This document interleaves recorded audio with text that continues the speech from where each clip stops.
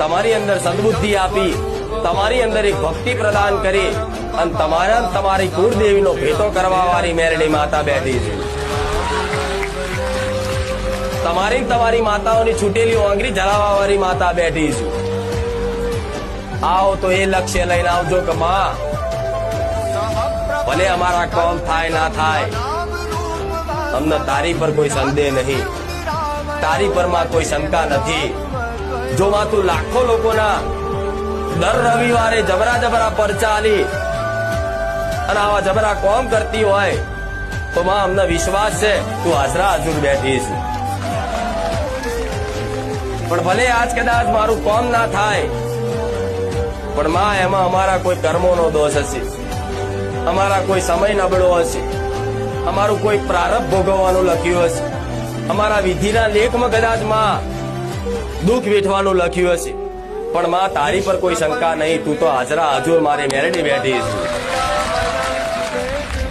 આવી પ્રાર્થના સાથે જે બારે જ્યાં ધામ આવશે ને એના ભલે કામ નહીં કરું કોઈ કારણો વર્ષ, પણ સમય જતા મારે શું હાલવાનું, શું કરવાનું એ તો તમારા ભવિષ્યની તમને ખબર નહીં, મને મેરડીને ખબર છે તમારું ભવિષ્ય મારા શું રચાવાનું. એટલે કઈક ભાવિક ભક્તો 6 મહિનાથી વર્ષથી આવતા હોય, પણ એવા ભાવિક ભક્તોનો તો કંઈક નો કંઈક મારો અનુભવ થયો જ હશે.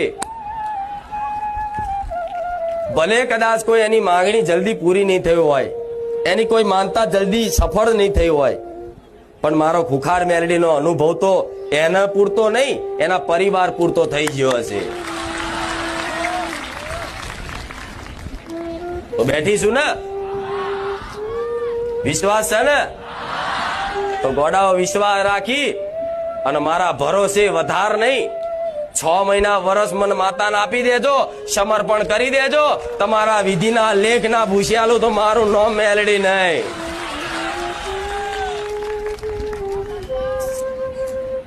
સુખ દુઃખ તો જીવનમાં આવતું જતું